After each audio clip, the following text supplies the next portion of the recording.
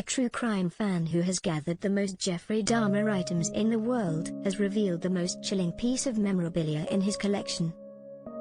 Taylor James, from Vancouver, Canada, set up Cult Collectibles, an online collection of cult and true crime memorabilia, at the start of the COVID pandemic. He told The Sun Online how he got started, and how material related to Jeffrey Dahmer was by far the most difficult to get hold of. His collection includes letters, documents, cutlery, books, his prison Bible and even his glasses. And he said the most disturbing item in his collection is a dossier of letters the killer got from an obsessed fan.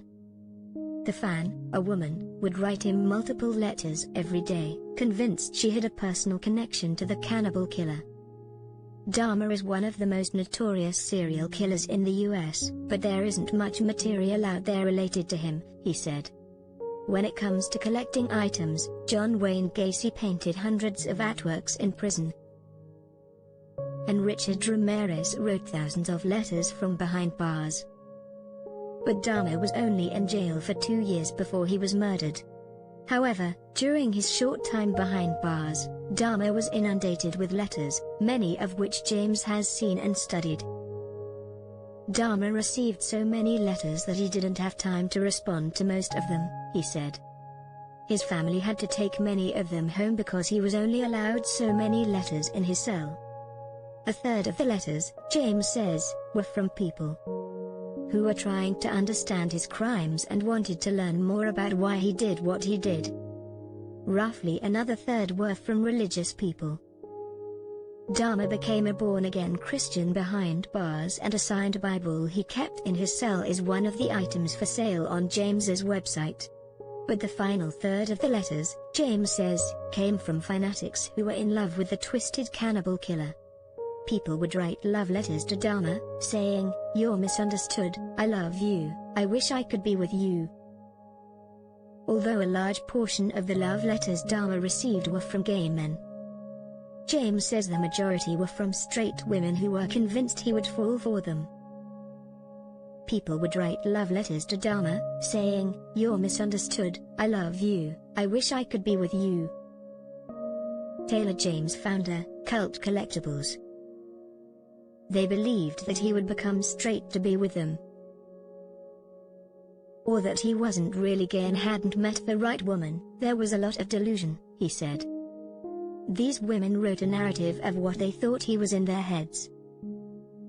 The most shocking letters in James's collection came from one woman who appeared to have sent dozens of messages to Dahmer without ever receiving a reply.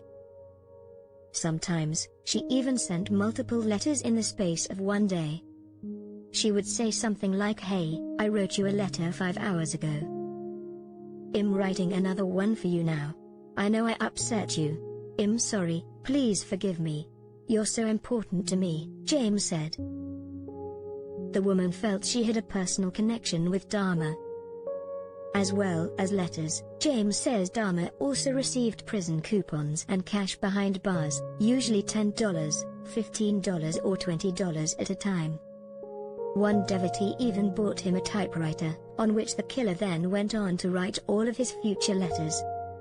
Others sent him photographs of themselves and even, eerily, their families. People would send the photos and say, "This is what I look like. Get in touch if you want to talk," almost like a dating profile, James said. One man visited Milwaukee, where Dahmer was from, and sent him a load of Polaroids of the city, along with a letter asking him if he recognized any of the sites. James also has a large number of prison non-delivery notices handed to Dahmer, indicating that some of the letters he received were deemed by jail guards too explicit or inappropriate for the serial killer to receive. Many of Dahmer's letters have been put together in a book by James called Dear Dahmer, Letters to the Milwaukee Cannibal. He also has a number of items from Dahmer's pre-prison days, such as family photographs, a high school project, and artworks he made at elementary school. From his collection, James says, a picture emerges of Dahmer as a psychopath who was coldly and dispassionately open about what he had done. "He is one of the most straightforward serial killers," he said. As soon as he was caught, he confessed to everything. He was transparent from the start. He had no issue talking about what he had done. While other serial killers such as Gacy and Ted Bundy denied their crimes until their dying days, James says Dahmer admitted everything he had done. But although he was open, this didn't mean he showed any remorse for what he had done. Dahmer was remorseful in the sense that he said his crimes were beyond his control, he said. He didn't enjoy killing people, but he saw it as a means to an end. James understands why many critics may find what he does exploitative, or even accuse him of profiting from human suffering. "I get people feeling that way, and I have no issue with people not liking what I do," he said. "I would never argue with someone who was personally affected by these killers' actions." However, he adds, Netflix just made the Dahmer series, and the people who were involved in it will make more money than I ever will. These are historical artifacts. If it's not for you, it's not for you. I understand that this is a controversial target, but I think him an easier target for critics than a massive company like Netflix.